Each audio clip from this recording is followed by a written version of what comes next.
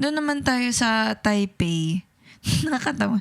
Parang sabi namin, di ba mag-explore tayo ng food. Lahat ng una namin makita, kinainan namin. Sabi, gutom na. Parang madaling red eye kasi yung flight natin, madaling araw. So, natulog muna tayo pagdating. Tapos nung lalabas na tayo, hindi pala tayo. Dumiretso tayo. Diretso tayo pagkain. Kasi 4 p.m. pa yung check-in. So, yun, nagbaba lang pala tayo ng gamit. So, parang ngayon, sige, mag-explore.